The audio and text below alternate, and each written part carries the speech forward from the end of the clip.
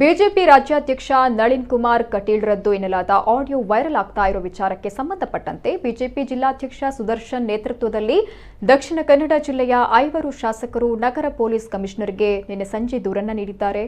ನಗರ police ಆಯುಕ್ತ ಶಶಿಕುಮಾರ್ ಅವರ ದೂರನ್ನು ನೀಡಿದ ಶಾಸಕರು ನಕಲಿ ಆಡಿಯೋ ವಿಚಾರಕ್ಕೆ ಸಂಬಂಧಪಟ್ಟಂತೆ ತನಿಖೆ ನಡೆಸುವಂತೆ ಮನವಿಯನ್ನ ಮಾಡಿದ್ದಾರೆ.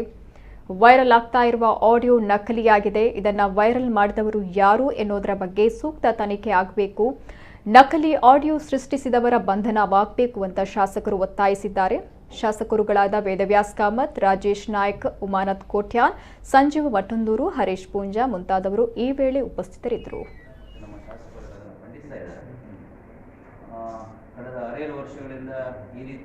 ಈ ರೀತಿಯ ಪ್ರಕರಣಗಳು ಕಳೆದ 6 ವರ್ಷಗಳಿಂದ ನಡೀತಾ ಇದೆ.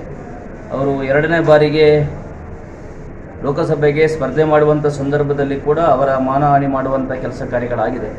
ಅದೇ ರೀತಿ ಸೋಷಿಯಲ್ ಮೀಡಿಯಾ ಇರ್ಬೋದು, ಬೇರೆ ಬೇರೆ ಮಾಧ್ಯಮದ ಮುಖಾಂತರ ಅವರ ಕೆಲಸ ಕಾರ್ಯವೈಖರಿ ಇದರ ಬಗ್ಗೆ ನಾನಾ ರೀತಿಯ ಒಂದು ಪ್ರಚೋದನೆ ಕೊಡುವಂಥ ಅಥವಾ ಅವರಿಗೆ ಅವಮಾನ ಮಾಡುವಂಥ ಕೆಲಸ ಕಾರ್ಯಗಳು ಈ ಜಿಲ್ಲೆಯಲ್ಲಿ ನಡೀತಾ ಇದೆ.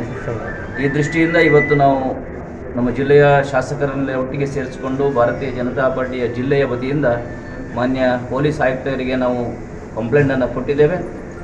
ತಕ್ಷಣ ಪೊಲೀಸ್ ಆಯುಕ್ತರು ಈ ಬಗ್ಗೆ ಪರಿಶೀಲಿಸಬೇಕು, ಕಾನೂನಾತ್ಮಕವಾದಂಥ ಕ್ರಮವನ್ನು ಜರುಗಿಸಬೇಕು.